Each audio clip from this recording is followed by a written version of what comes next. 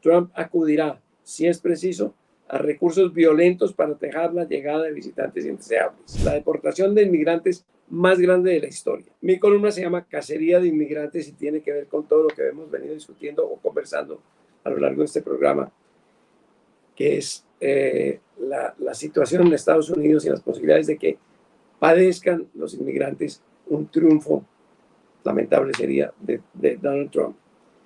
Dice mi columna, si yo viviera en Estados Unidos estaría haciendo maletas para regresar a Colombia.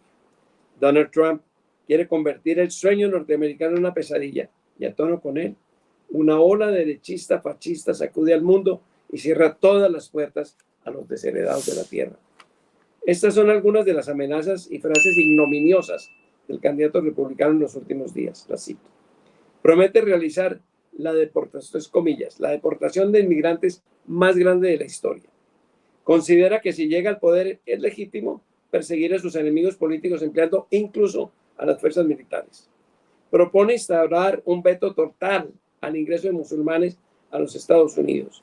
Asegura que los países pobres, entre comillas, nos están invadiendo con enfermos mentales, locos de asilo, un número récord de terroristas y desde Venezuela y otras naciones suramericanas, pícaros callejeros, asesinos y narcotraficantes. Eso es comillas, pero no necesitaba citarlo porque lo dijo en lo que transcribió hace unos momentos Daniel Coronel del debate. A Trump poco le importa que sea verdad o mentira lo que dice. Acusó a paupérrimos inmigrantes haitianos de envenenarse los perros y los gatos de los ricos de Ohio, y cuando la policía aseguró que se trataba de un embuste, fake news, dijo, alzando los hombros en tensa y reciente entrevista a Univision, que alguien se lo había contado. ¿Acaso no le dijeron también que el mundo es plano, como creen algunos de sus seguidores? Para completar, apoyado por ese enemigo de la humanidad, que es el dueño de X, Elon Musk afirmó que FEMA, la oficina de Washington encargada de gestión de riesgos y desastres, la UNGRED gringa, desviaba los fondos de ayuda a damnificados para financiar el ingreso clandestino de extranjeros a territorios del tío Sam. No solo la acusación es falsa, sino como suele ocurrir en esta clase de mentirosos, cuando fue presidente, él sí puso la política por encima de la solidaridad. Está comprobado que desde la Casa Blanca retenía o desviaba partidas de auxilios destinadas a zonas donde se había registrado una baja votación a su favor, como Puerto Rico. Trump promete atrocidades y las cumple. Varios análisis publicados en Estados Unidos demuestran que su mandato se esmeró en satisfacer los peores instintos de la derecha hasta llegar a la prohibición del aborto. Una estratégica discrepancia de su mujer le permitió conservar miles de votos femeninos. No les quepa duda a los inmigrantes. Garantía ese crisol de culturas melting pot, que es uno de los mayores tesoros de la sociedad norteamericana. Trump acudirá, si es preciso, a recursos violentos para atajar la llegada de visitantes indeseables. Echará patadas a 11 millones de inmigrantes ilegales, muchos de los cuales trabajan sin prestaciones y por mínimas pagas, y les hará difícil la vida a los que lograron papeles. Trump es un aporófago extremo, odia a los pobres. Que se alisten los colombianos indocumentados, cerca de 240,000, y también ese 1.800.000 que con sus papeles en regla trabajan arduamente para, entre otras cosas, combatir la mala imagen internacional que dejan o nos dejan los narcos y los violentos. La expulsión de inmigrantes, llamada de manera eufemística remigración, no es solo una perversión del ala reaccionaria gringa. Para desgracia, la ola que culpa a los extranjeros sin plata por los desastres que cometieron las clases gobernantes afecta también a Europa.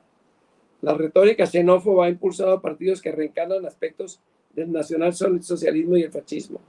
En una mayoría de los 27 países de la Unión Europea, la extrema derecha consiguió acceso al poder. Alemania, Austria, Italia y Francia principalmente. Se equivocaron quienes pensaron que aquel Führer cruel, el del bigote, y su socio italiano, el Gordini ridículo de la cumbamba altiva, habían muerto. La presidenta del Consejo de Ministros de Italia, Giorgia Meloni, pasó de las palabras a los hechos el miércoles de esta semana, cuando estrenó un campo de concentración extraterritorial negociado y costeado por Italia en Albania. 16 indocumentados, 10 de Bangladesh y 6 de Egipto, llegados en una frágil patera, en una canoa prácticamente, inauguraron ese limbo geográfico y jurídico semejante a un Guantánamo mediterráneo, donde no rigen las normas de la Unión Europea y los presos, unos inocentes menesterosos en busca de mejor vida, quedan al margen de casi toda protección legal. Por fortuna, un juez italiano ha cuestionado a última hora la operación y el resquicio podría salvar a los detenidos de este moderno ostracismo. Trump y unos cuantos de los líderes que celebran la osadía de Meloni serían capaces de dividir el mapa en dos para confinar a la mayoría del planeta a un rincón alambrado donde no escriban, donde no estorben. Y si algo queda, la catástrofe ambiental en la que ellos mismos participaron y a menudo niegan, se encargará de liquidar este puto mundo. Correrá por cuenta de la catástrofe ambiental. Menos mal que nos queda España.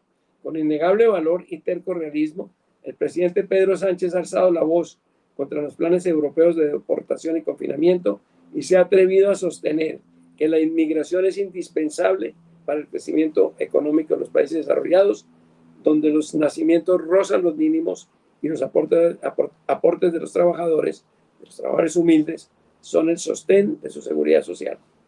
Lamentablemente, el contagio antiinmigrantes ha saltado la frontera y por primera vez en mucho tiempo los españoles se muestran más preocupados por la presencia de los trabajadores extranjeros que por la situación económica y la polarización política.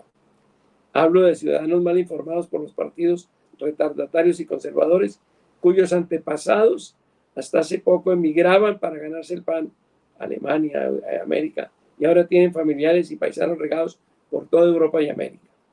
Pero olvidaron cómodamente que alguna vez estuvieron en situación parecida a esos que responden al llamado de la necesidad, la vecindad, la sangre de la lengua. Termino, resumo y concluyo con ayuda de Mafalda. Ustedes verán la tira de Mafalda que he transcrito, que está con Susanita, por supuesto. Está la conciencia de la burguesía allí presente. ¿Qué dice en uno de los cuadritos? Voy a repetir el diálogo, es absurdo esto que va a hacer, pero todo ha sido tan absurdo. Me parte el alma ver gente pobre, dice Susanita. Dice Mafalda. A mí también, comenta Susanita. Habría que dar techo, trabajo, protección y bienestar a los pobres, dice Mafalda.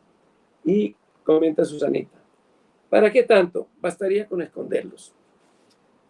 Esa ha sido mi columna de hoy, muy a tono con lo que hemos venido conversando durante la sesión de los Danieles.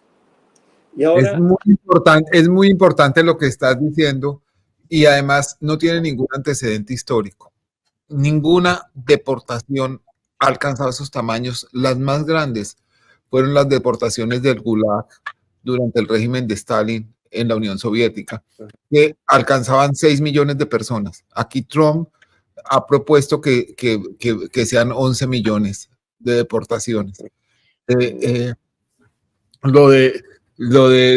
Esas deportaciones en el régimen de Stalin causaron más de 1 millón de muertos y estuvieron dirigidas a lo que se llamó en esa época la sovietización, que había que descosaquizar la Unión Soviética y volverla realmente soviética, y empezó por sacar a los pueblos cosacos del Don y del Kubán, y después se extendió a búlgaros, a griegos, a armenios, a turcos, a tártaros, y terminó causando esta mortandad y este desplazamiento masivo que 100 años después no ha logrado hacer justicia ni desde el punto de vista racial ni desde el punto de vista de equidad en lo que ha sido la composición de la actual Rusia y lo que fue la antigua Unión Soviética.